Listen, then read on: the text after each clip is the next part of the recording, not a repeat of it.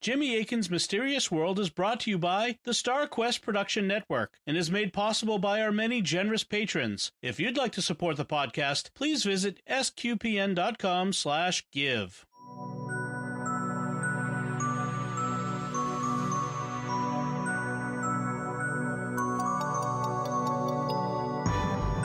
You're listening to episode 59 of Jimmy Akin's Mysterious World, where we look at mysteries from the twin perspectives of faith and reason.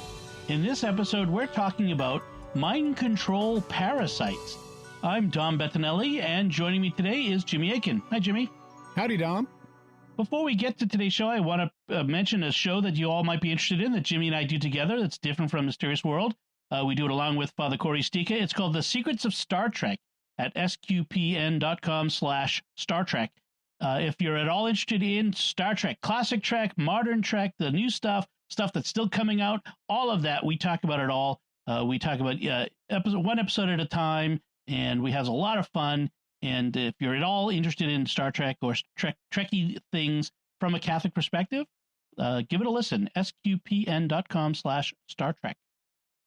So in 1951, Robert Heinlein released a novel called The Puppet Masters, and it dealt with alien parasites taking control of the minds of their human victims. Since then, mind-controlling parasites have been a staple of science fiction. Star Trek had several of those over the years. Yes. But could something like that happen in the real world? Well, not only can it happen, it does. Mind control parasites really exist, and sometimes they affect humans. And that's what we'll be talking about on this episode of Jimmy Akin's Mysterious World. So first, Jimmy, this is a patron selection episode, right? Yes. Yeah. We, as every month, we gave our patrons a choice of what they'd like to hear about. And this month they said they want to hear about mind control parasites. All right. Well, and thank you, patrons, because this is going to be interesting. So I understand that we want to start this episode with a small note of caution. What is that? Well, some of the things in this episode may be a little gross, but as usual, we'll be keeping it clinical and we won't be focusing on the gory details. So it should be okay. But, you know, if you're a little squeamish, just remember you asked to hear about this. All right. I also understand that you wanted to start by mentioning a joke you sometimes tell. What is that? Yeah, so I personally am of the philosophy that if you're sick, stay home. Do not spread your germs around to other people. And will sometimes encounter people who, you know, they've got a cold or something and they're out in public or at work and they say, oh, I'm not infectious when they're sneezing their head off. And it's like, okay, yes, you are. It's just a question of how much. But what I will frequently say when they say, oh, I'm not infectious, I will say, the germs make you say that. That's right. And it comes across as a joke, but for reasons we'll see, it's really not. Ooh, interesting. All right, so let's start with a basic concept. What is a parasite? Parasites are creatures that practice a special kind of symbiosis. Symbiosis it's based on Greek roots that mean living together. So symbionts are organisms that live together. There are several types of symbiosis. One way of classifying them is based on the physical relationship between the symbionts, the life forms that live together. A major type is known as disjunctive symbiosis. This is when there is not a physical connection between the two organisms living together. For example, humans and all of the animals and plants that we've domesticated are disjunctive symbionts. So when you're talking to your dog, you can say, who's a good disjunctive symbiont? And in view of how many things we've domesticated, humans are like super symbionts. There is nothing else on Earth like us. So we're just symbiotic like crazy with other life forms. The other major type is what's called conjunctive symbiosis. And this is when there is a physical connection between the two organisms that live together. If one organism lives on the outside of the other, it's called ectosymbiosis, from the Greek word ecto, meaning outside or external. For example, the head lice that children get sometimes are ectosymbionts because they live on the outside of the child, on the scalp. On the other hand, if one organism lives inside another, it's called endosymbiosis. From endo in Greek means inside.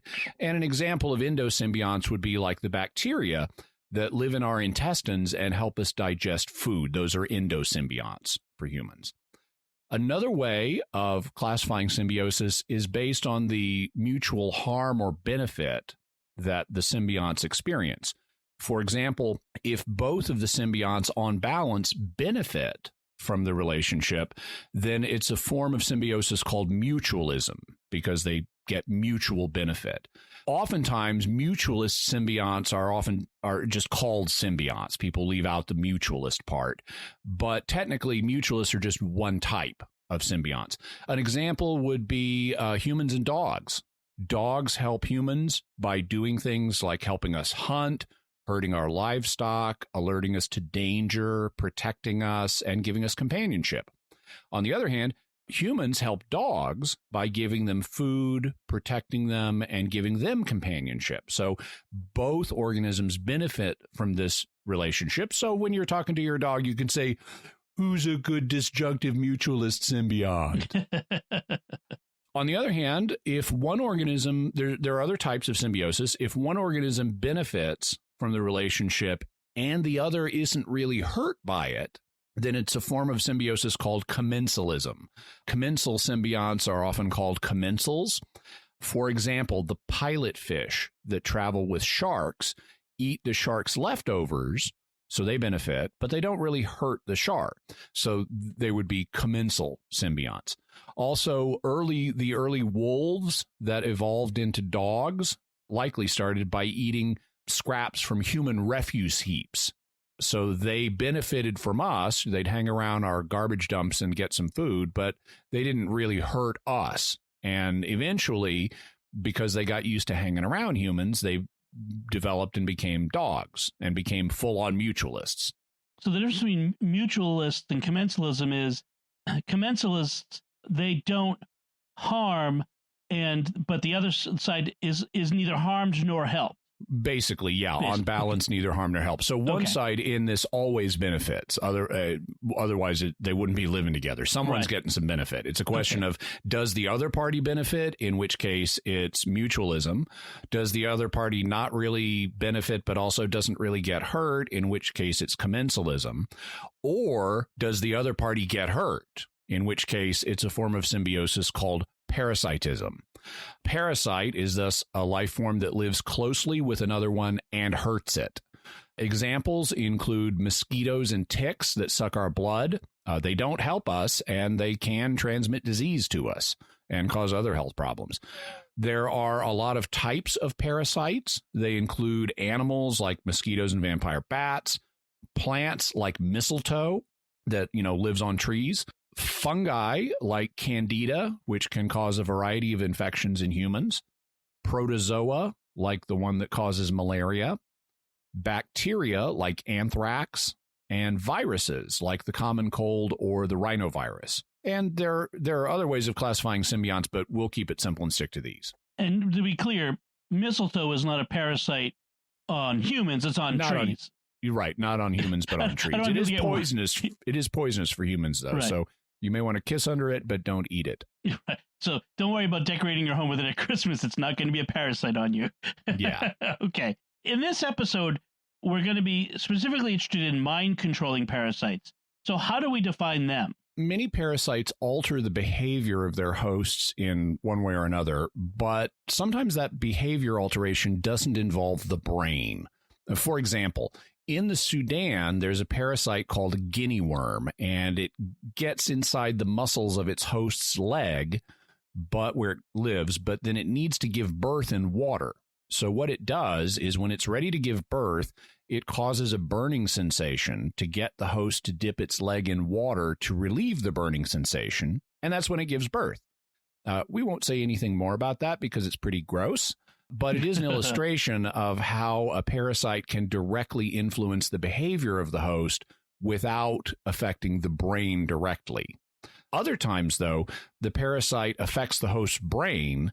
That's what alters the behavior. And so to one extent or another, it's controlling the host's mind. And that's the kind of parasite we're going to be talking about, ones that have an effect on behavior apparently via the brain. So what's an example of one of these parasites?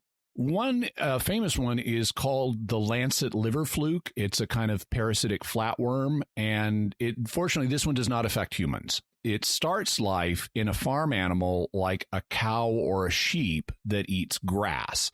The liver flukes are conceived as eggs in the farm animal, which is its first host, and then the animal poops out its eggs, which lie on the grass as part of its manure.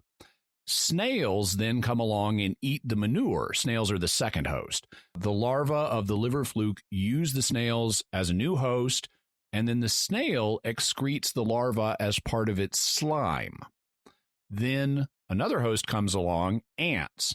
Ants eat the slime with the liver fluke larva inside it. The liver flukes, though, need to get back into a farm animal, but farm animals eat grass. They don't eat ants. So what's the liver fluke supposed to do? How's it supposed to get from the ant back into its original host, a farm animal like a sheep or a cow? Well, this is where the mind control comes in. There will be several liver fluke larvae in an ant, and one of them will go to the ant's brain and take partial control of it. During the day, the ant will go about its normal business serving the nest of other ants, but at night, the larva that's made its way to the brain takes control and makes the ant walk to the top of a blade of grass and bite down on the grass and hang on. And it just sits there all night. And if it doesn't get eaten, then when the sun gets hot, the larva stops controlling it and lets it go about its business during the day. So it gets out of the sunlight. It's not up there on the blade of grass where it could get fried by the heat. But then at night again, it takes control of the ant and makes it go back to the top of the blade of grass and bite down and just sit there all night.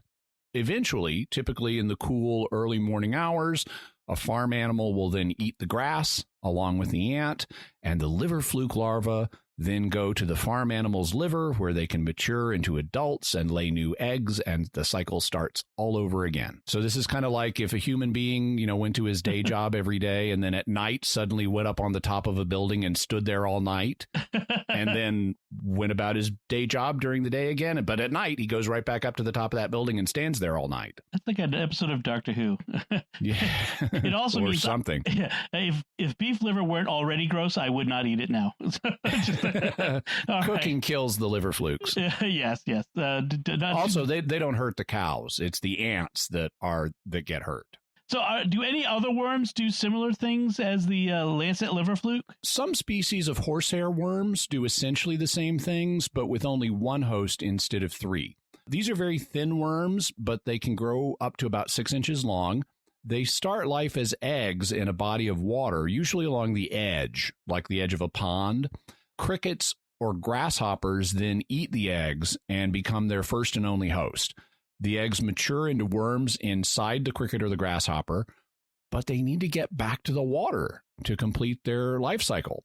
So they take control of the host's brain and they get it to jump into the body of water where it will drown.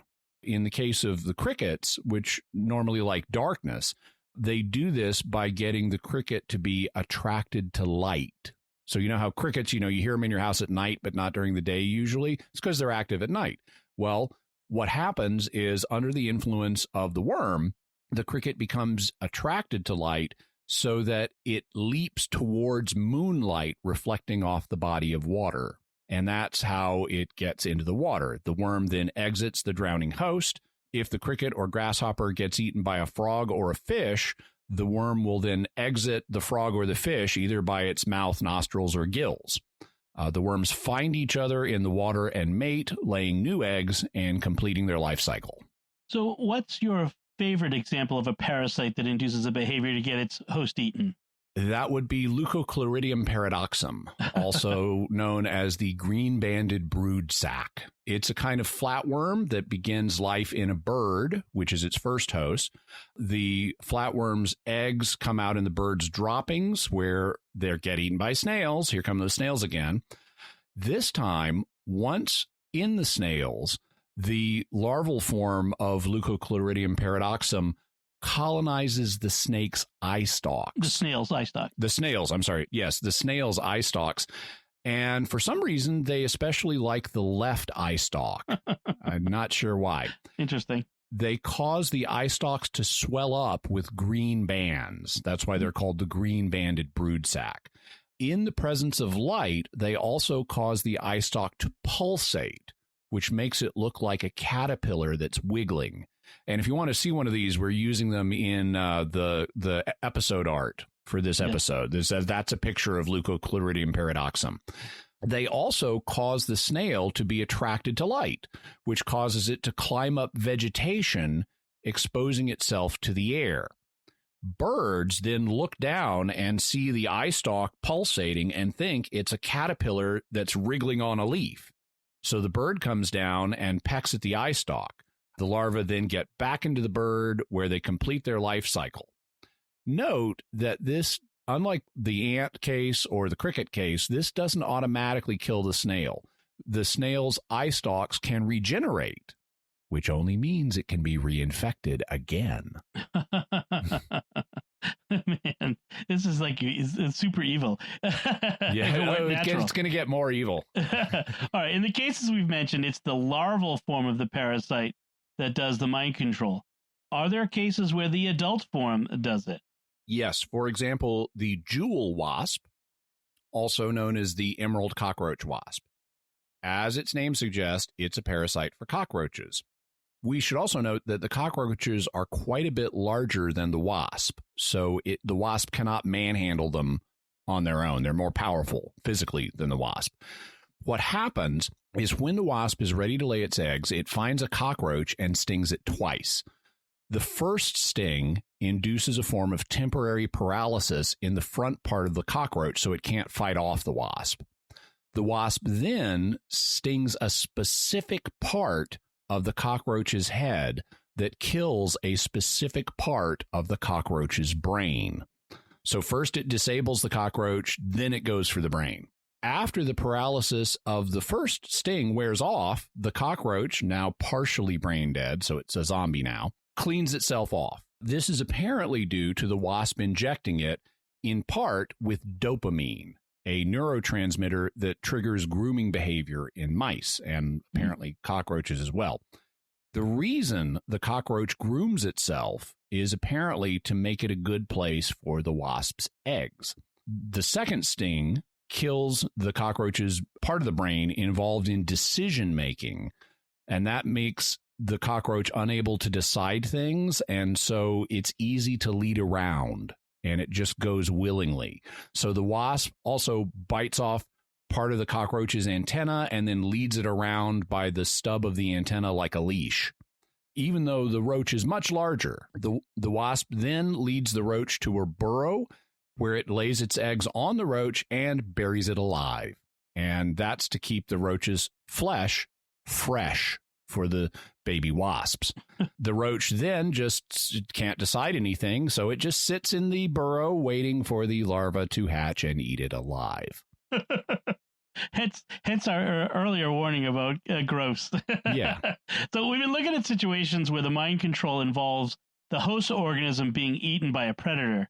Are there cases where some other behavior is the goal of the mind control? Yeah, sometimes the parasite will turn the host into a bodyguard for its young. So it's not actually trying to kill the parasite. It's not actually trying to kill the host or, get the host eaten, but it does want a bodyguard. For example, there is another kind of wasp called a Dinocampus coccinella that lays its egg in a ladybug. And when the egg hatches, it gets out of the ladybug and makes a cocoon in which it develops. The ladybug is stuck to this cocoon and partially paralyzed, but it twitches while it's attached to the cocoon, and that helps keep predators away. Interestingly, about a quarter of the ladybugs survive this and then go on leading their ladybug lives. There's also a kind of shellless barnacle, so it's a barnacle, but it doesn't have a shell, known as a saculina, and it does a similar thing with crabs. The barnacle will get inside the crab's shell, sterilize it, and replace its reproductive system with the barnacle's reproductive system. It will even make hormonal changes in a male crab so that they begin to resemble a female crab. It likes female crabs. The crab then becomes a walking incubator for the barnacle's offspring, so a bodyguard. So thus far, we've been considering cases that involve organisms with relatively simple brains, like insects, ants and crickets and cockroaches, or snails. Are there examples where the brain of a more advanced creature, like a mammal, such as a mouse or rat, is affected? Yeah, there's a single-celled parasite called Toxoplasma gondii that affects rats. Toxoplasma gondii can only breed inside of a cat, so it needs to get its rat host into a cat. And the way it does that is by causing the rat to lose its natural fear of cats. In some cases, the rats even seem attracted to cats, possibly to cat urine. And with the rats hanging out in areas where cats are present, they naturally get eaten, and the parasite gets back to where it wants to breed. So it is possible for parasites to affect the brains of animals with, complex mammalian brains, not just simple insect or snail ones. So let's consider the theories. What theories are there about mind-controlling parasites? It's clear that they're a real phenomenon, and we've only begun studying them in recent decades. We've discovered hundreds, but there are probably thousands. In view of this, mind-controlling parasites seem to play a much more important role in nature than anybody previously realized. For example, it's often thought that when animal groups get together, like in herds or swarms, it's because the animals are choosing to do so, like they want to be together in herds or swarms. But there's a kind of tapeworm that infects brine shrimp, and it turns the shrimp pink, which makes them easy to spot, and then it herds them together in a group so they can be eaten by flamingos. Sometimes, therefore, it may be the parasites that are herding the animals together so they can get eaten, not because the animals naturally herd together. It may be the parasites doing that. The real question is the extent to which mind-controlling parasites have an effect on humans, and it may be more than previously thought. Interesting. Okay, so those are the theories. Before we look at what the reason perspective says about these theories, what can we say about mind-control parasites from the faith perspective? I mean, is there anything? There is a good bit, actually. God obviously allows mind control parasites to exist, and they, like all parasites, do harm to certain creatures, which makes parasitism a subcase of the problem of evil. This is something that theologians have thought about and philosophers have thought about for millennia. In 1986, John Paul II gave a general audience in which he addressed why physical evils like death are part of God's plan. And he said, this was on his general audience of June 4th from 1986. He said, certain forms of physical evil belong to the very structure of created beings, which by their nature are contingent and passing, and therefore corruptible.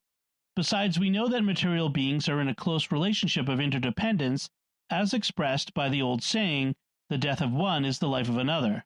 So then, in a certain sense, death serves life. So we humans tend to think of parasites as, creepy since we're their potential victims. But this really isn't different than what we see elsewhere in nature. The parasites are just doing what they need to in order to survive. For example, a bacterium doing what it needs to with a host to survive and breed isn't really different in principle than a lion eating a zebra or a human. Humans are also potential victims of lions. It's just that we like the lions better than the bacteria, in part because they're fellow mammals. They're more like us. If we were parasites, we'd like other parasites. So, life forms tend to have affinity for similar life forms. Ultimately, God uses even physical evils to produce greater goods, which is another part of this equation. Paragraph 310 of the Catechism of the Catholic Church discusses that. It says, with infinite wisdom and goodness, God freely willed to create a world, quote, in a state of journeying, end quote, towards its ultimate perfection. In God's plan, this process of becoming involves the appearance of certain beings and the disappearance of others, the existence of the more perfect alongside the less perfect. both constructive and destructive forces of nature. With physical good, there exists also physical evil as long as creation has not reached perfection. So from a faith perspective, we can be confident that God is using the constructive and destructive forces in the world, including parasites, to accomplish good, even if in this life we don't have a full picture of how that works. This is Dom Bettinelli of the StarQuest Production Network, and we need your help. Over the past year, we've grown by leaps and bounds. Some of our podcasts, like Jimmy Akin's Mysterious World, are among the most popular shows we've ever produced, but that success is in danger. Creating a dozen shows has caused our expenses to rise, and right now, we aren't making ends meet. We must reach the financial break-even point if we're going to continue. If our reserves are depleted, we'll have to cut back many of our shows. We might have to shut down entirely. That's why it's crucial we hear from you right now. Please go to sqpn.com/give and click the Become a Patron button to make your monthly pledge. If you're already a supporter, please consider increasing your pledge. The need is urgent, so please go to sqpn.com/give. That's sqpn.com/give. That's the faith perspective. What can we say about this from the reason perspective? Are there parasites that may have an effect on the human mind? Yes. One possibility is Toxoplasma gondii, the virus that gets rats to lose their fear of cats. We can also be infected by it, and current research indicates it may have an effect on the human mind in some cases. Among the effects that have been proposed are schizophrenia, although that's disputed, bipolar disorder, cognitive deficits, and risk of suicide. Just like it makes rats lose some of their native caution regarding cats, it may make humans less risk averse, leading to more impulsivity, which could, for example, increase traffic accident risk or make people more aggressive if they're less risk averse. It may also have a different impact on the sexes. According to a 2000 study, which is cited on Wikipedia, men were more likely to disregard rules and were more expedient, suspicious, and jealous. On the other hand, women were more warm-hearted, outgoing, conscientious, and moralistic. Close quote. Similarly, another beneficial effect, just like the women were with this parasite seem to have some benefits from it. Another potential benefit may be that infected people are more likely to go into management and business and start their own businesses. A consequence of being less risk averse is being more entrepreneurial. But here's the scary thing. Because of how commonly people keep cats, 30 to 50% of the global human population has been exposed to Toxoplasma gondii and may be infected. This percentage is higher in some countries than others, but anywhere there's cats, if you grew up with cats, for example, you may have Toxoplasma gondii. But there are some reasons not to freak out about this. One is that many of the proposed claims about its effect on humans are disputed. And also, there are just correlations between Toxoplasma gondii infection and these behaviors. And as the saying goes, correlation is not causation. The correlations could be due to other things. For example, maybe people who like cats tend to be a little less risk averse, or maybe they tend to be a little more neurotic. And so there's no actual causal effect here. It's just association for other reasons. And whatever effects there may be in humans from Toxoplasma gondii, they're not huge. They're marginal.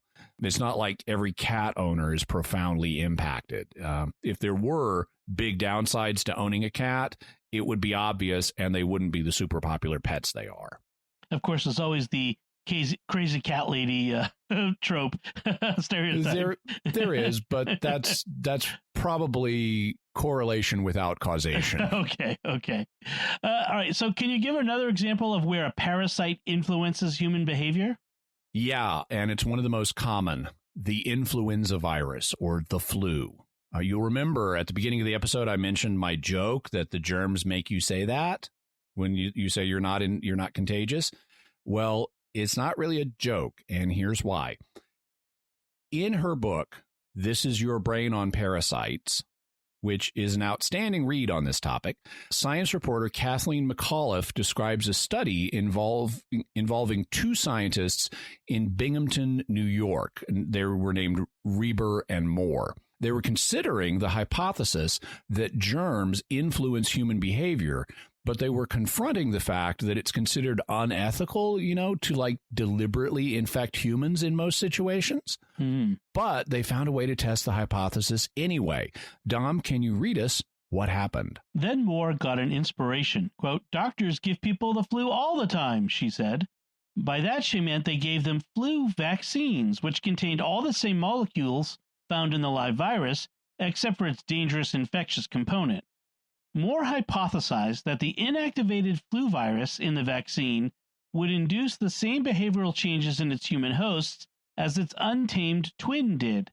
Tracking people's social habits before and after receiving the vaccine, they both agreed, might be a relatively easy and ethical way to show that parasites manipulate humans, overcoming a major criticism, the oft-repeated charge that correlation does not establish causation.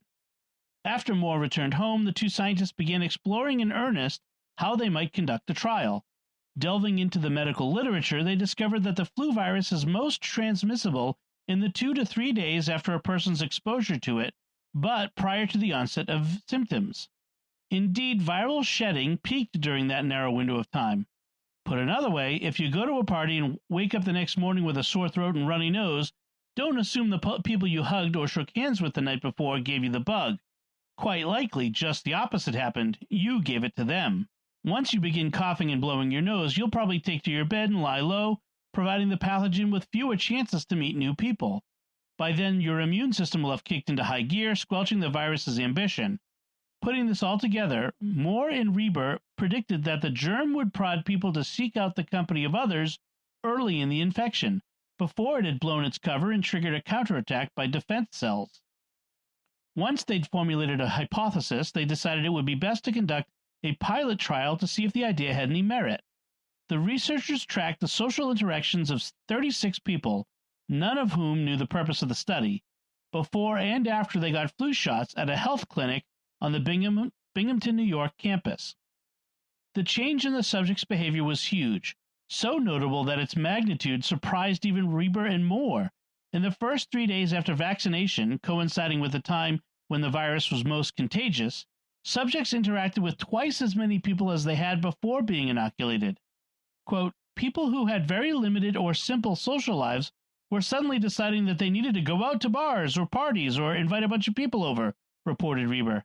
"This happened with lots of our subjects. It wasn't just one or two oddities." Yeah, and bear in mind, this was a small-scale study, so it doesn't provide proof, but it is suggestive.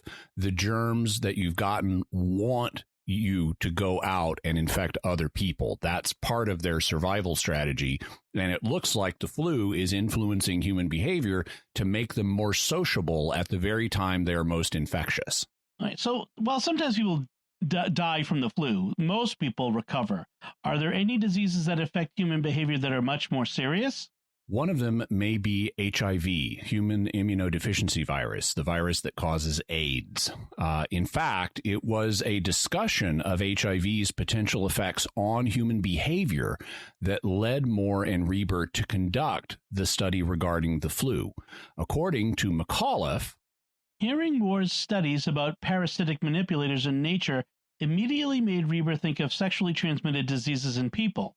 Before coming to Binghamton, she'd had a job at a neuropsychiatric institute at UCLA that worked closely with nearby clinics treating patients with HIV. Quote, "The clinic directors used to tell me that HIV-positive patients go through these terrible end-stage phases where they had intense cravings for sex," Reber told me.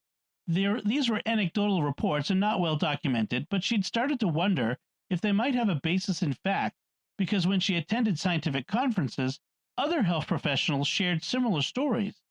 Maybe, she suggested to Moore, these urges, if true, were the virus's attempt to spread before the host's imminent death. Yeah, so it's like if you're the virus, this is your last chance to spread before the host dies, and so go out and do what you need to get spread.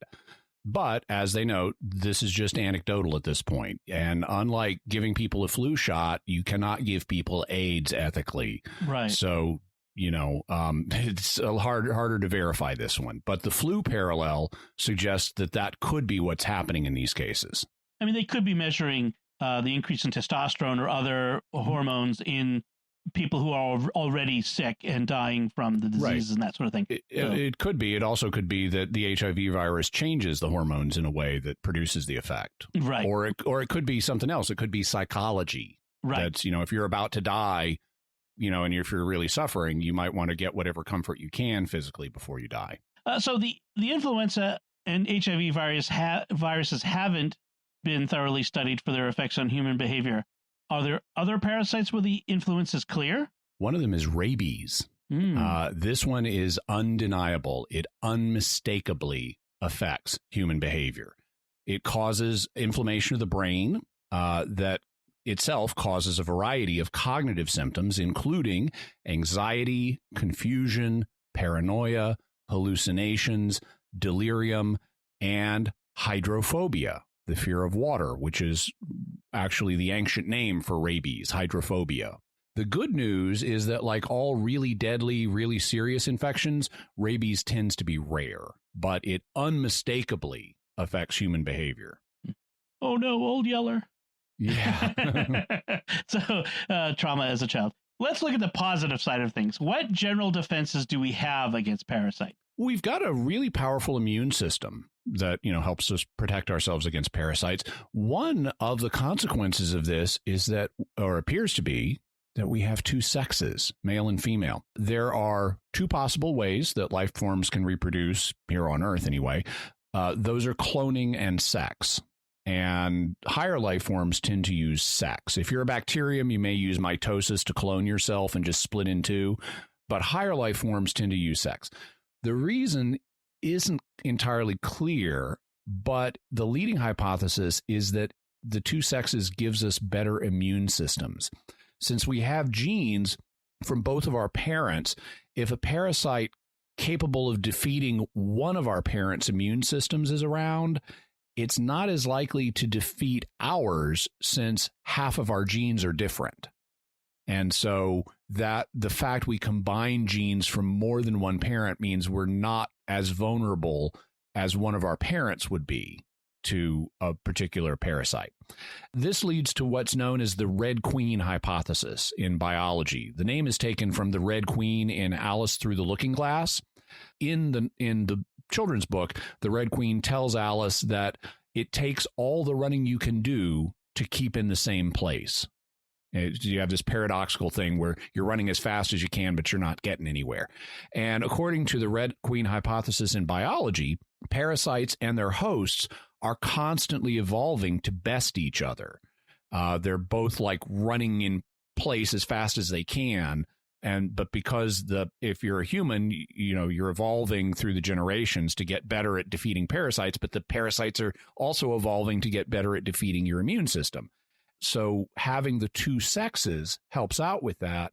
And that may be one of the reasons we have the nice, robust immune systems to help protect us from parasites. We also have built-in reflexes to help protect us from parasites. One of them is we find them gross. Mm-hmm. So that tends to protect us from parasites. If you have a disgust reaction, then you're going to avoid the potential danger. Another is the sick response. When we're infected, our bodies ratchet up our temperatures. That's why we get a fever, and that kills the parasites by cooking them because they can survive only in certain temperature ranges in the hosts. Of course, to ratchet up our temperature requires lots of energy, and that's why we get lethargic and want to stay in bed when we have a fever. We also have the sleep reflex, and the reason why we sleep is also mysterious, but one of the theories is that we sleep every day in part to free up energy for our immune system, like a mini version on a daily basis of the sick response. We also have sneezing, which gets us to expel infectious agents through our respiratory system. And we have nausea and diarrhea to get us to expel infectious agents from our gastrointestinal system. So all of these, kind of unpleasant sick-related things are actually ways that we defeat the parasites. So it's actually kind of a good thing. Sometimes people will get like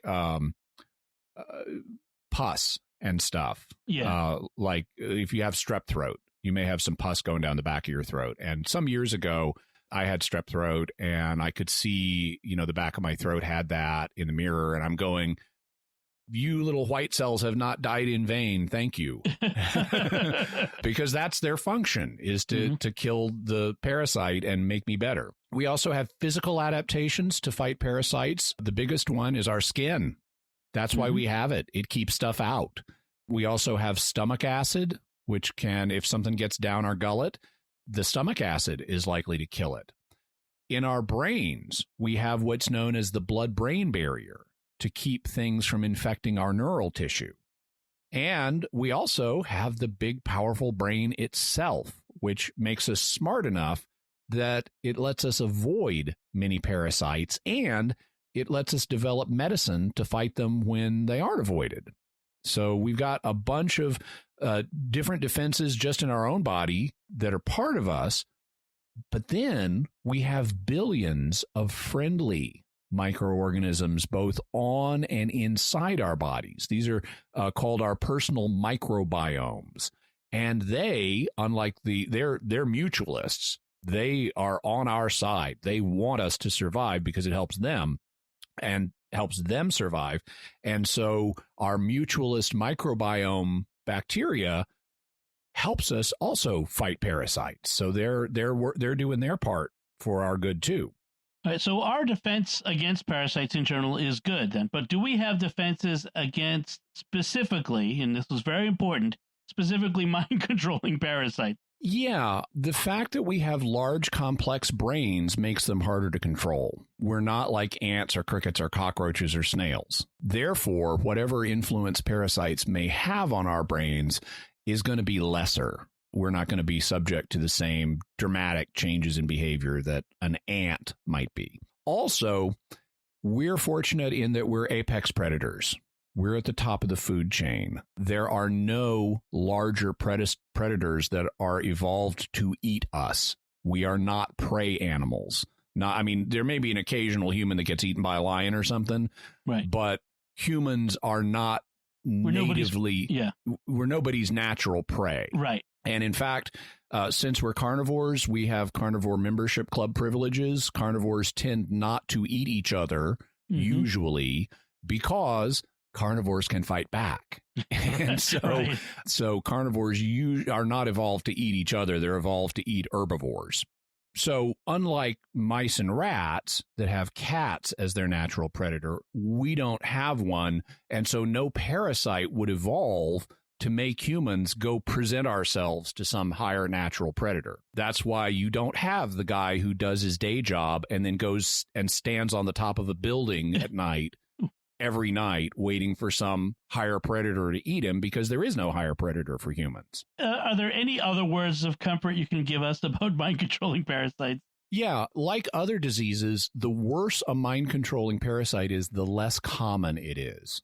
Like, look at diseases. The common cold, which is not very harmful, is very common. But Ebola, which is extremely harmful, is rare. This is a known phenomenon because the really destructive things tend to kill their hosts before they can spread, and that limits the number of people who get them. So Toxoplasma gondii may be very common, but its effects on humans are mild, and so mild that they're even still debated. Whereas the really destructive things like rabies are rare. And then also, as we said, we've got lots of our own beneficial symbionts in the world, including many of the organisms in our own personal microbes, in our own personal microbiomes, and they're fighting for us. So we've got reason to not freak out about mind control parasites. Friendly bacteria, yay. All right, Jimmy, what's our bottom line on mind controlling parasites? So mind control parasites, like other parasites, are creepy, but the good news is that we don't have to be that frightened of them. We have good defenses, and the really dangerous ones are rare. So, Jimmy, what are further resources for anyone who's brave enough to want to find out more? Well, one of them is Kathleen McAuliffe's book, This Is Your Brain on Parasites. It's a really great read. And even though Parasites is kind of the driving theme of the book, she gets into a lot of really interesting areas. And it's not just one gross story after another. She also tells the story of like our personal microbiomes and various ways that we have of defeating parasites, including why pregnant women often want to eat dirt. Yes. There is a real biological reason for that helps people defeat parasites. Mm-hmm. And kids. Little kids and like kids. Yeah. We'll also have links to Wikipedia's articles on symbiosis and behavior altering parasites, as well as the Lancet liver fluke that goes after ants, the horsehair worm that goes after crickets, Leucochloridium paradoxum, which goes after snails. We'll also have a video, or actually it's a GIF, I guess, of the snail's eye stalks pulsing. Cool. So you can look at that. We'll have a link to Wikipedia's article on the jeweled wasp that goes after cockroaches, on Toxoplasma gondii that goes after rats, and on Dinocampus coccinelle that goes after ladybugs, and on the Saculina barnacles that go after crabs. We'll also have links to rabies and the Red Queen hypothesis. Excellent. Very interesting. Thank you, Jimmy, on that. That is very good. It was a fascinating topic. And sometimes you hear the topic title and you go, how can that be an interesting mystery? And of course, there's always something interesting in this world when you dig deep into it. That's so great.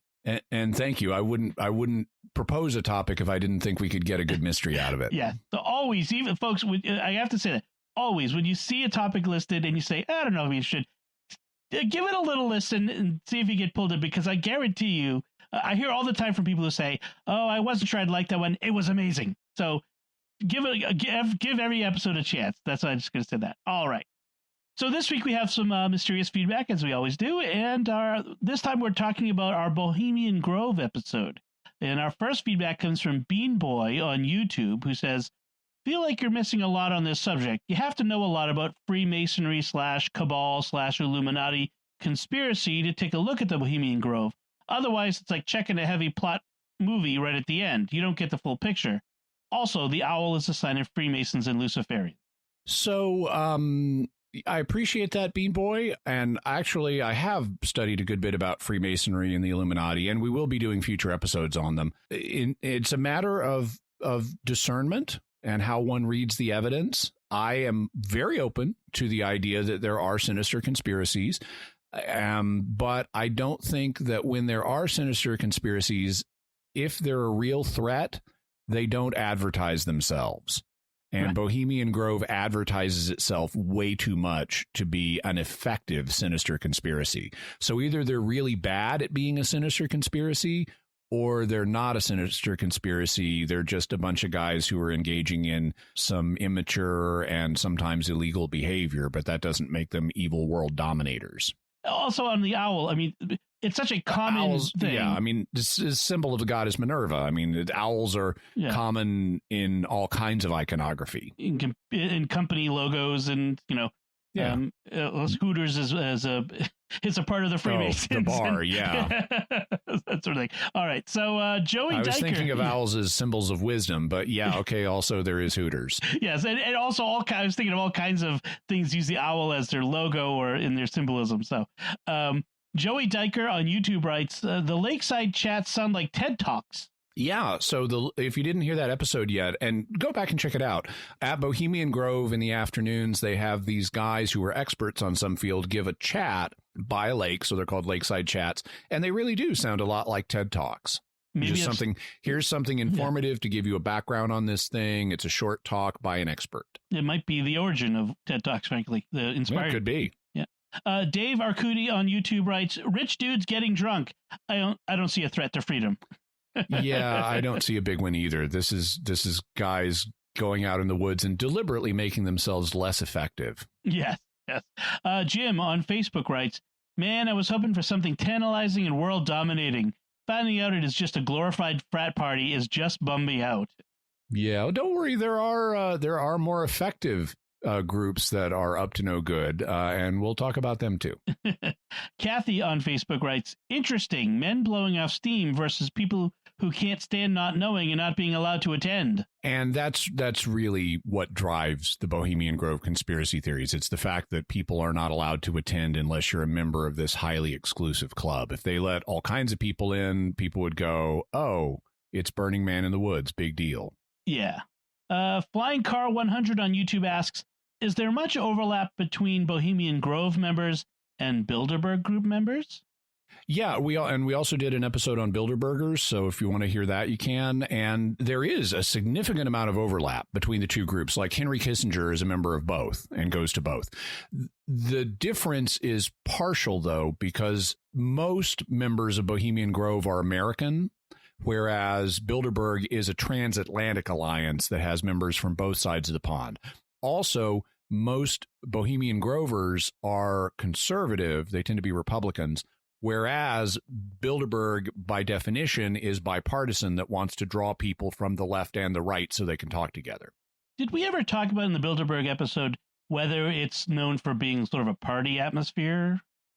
Bilderberg has an element of party to it, but the party tends to be more like fancy dinners and golf. Okay.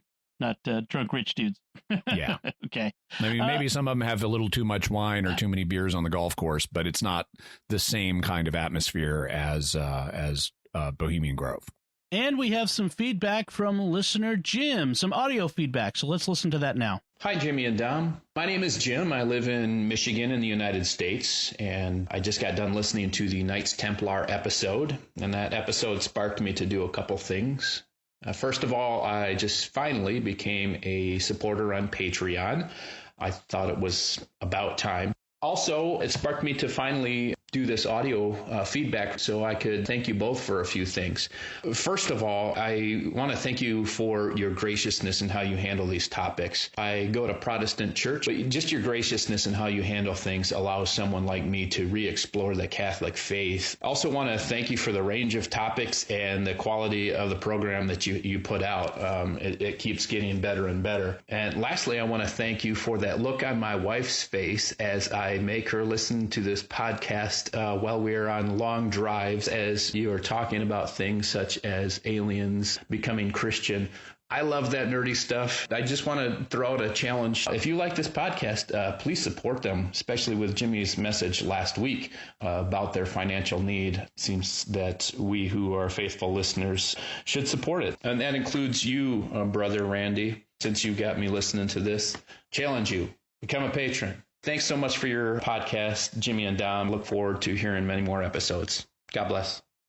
And thank you very much, Jim. We really appreciate your support and that you're finding the program enlightening. And we appreciate the challenge to other listeners to also become patrons. We do need your support at this time if we're going to get to break even. So thank you very much.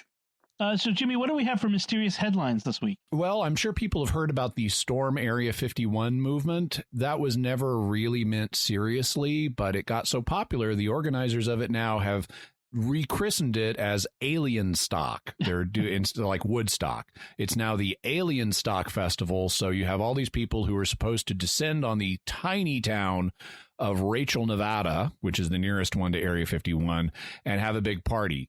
And the inhabitants of Rachel are not happy about this. Their town is not scaled up for a big party. They have like no grocery store and they have like one little hotel, the Little Alien, that is already booked. And so Rachel has been putting out warnings saying, if you come here, prepare to be entirely on your own for shelter and food and things like that. You're going to have to rough it camping out because we do not have facilities for you. Oh, wow. Okay. And then what else do we have? Oh, also a post about a giant penguin that has been discovered. It's the archaeological remains of one. It lived down in New Zealand, near Antarctica, and it lived just after the dinosaurs, and it got up to like 5 feet tall. Wow. And so it's bigger than a modern emperor penguin. And anything in that part of the world that's a penguin that's that tall inevitably puts me in mind of H.P. Lovecraft's classic novella, At the Mountains of Madness, because in At the Mountains of Madness, they discover the ruins of an ancient dinosaur era civilization that had giant albino penguins living alongside it, and the giant albino penguins are still there. And so they're like 6 foot tall, and so this is so close. And they're blind because they live in caves. They're like cave fish. So now that they found this 5 foot tall penguin down in that part of the world, now they just need to keep digging and find the giant blind albino penguins. But after you find them, don't go further, because you do not want to find the Shoggoths. No, anything in H.P. Lovecraft. I have two things to say about this. First, my daughter loves penguins. She's penguin crazy. That's one of the reasons we subtitled my wife and I, our podcast, Tales of Pirates and Penguins. But also, New Zealand seems to be ground zero for, like, it's got giant penguins, but it also had those little hobbit people. Remember, they found those out there too. So you would have had these. Actually, that was the hobbit, the literal hobbit people. Homo florensis is Indonesia. Yeah. Oh, right. I got that. But the fictional hobbit people were indeed filmed extensively in New Zealand. That's right. I just that the juxtaposition of the giant penguin and little people.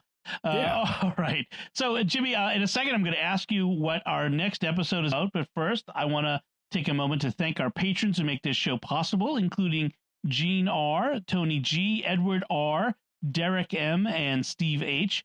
Their generous donations at sqpn.com/give make it possible for us to continue Jimmy Akin's Mysterious World and all the shows at StarQuest. You can join them by visiting sqpn.com/give. So, Jimmy, what is our topic next week? Next week, we're going to be talking about the apparition of Our Lady of La Salette. Excellent. Look forward to that. So that's it from us. What do you think about mind-controlling parasites? Are they making you listen to the show? Probably not. So let us know. Those are the beneficial symbionts. Exactly. So let us know what you think, and if you have any feedback, by visiting sqpn.com or the Jimmy Akin's Mysterious World Facebook page.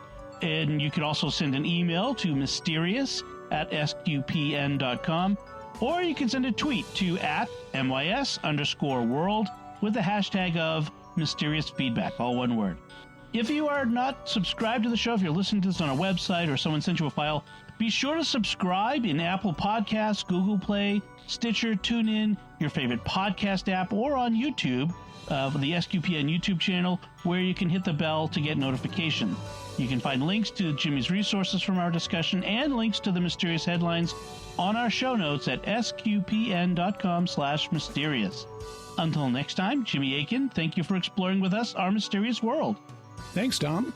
And once again, I'm Dom Bettinelli. Thank you for listening to Jimmy Akin's Mysterious World on StarQuest.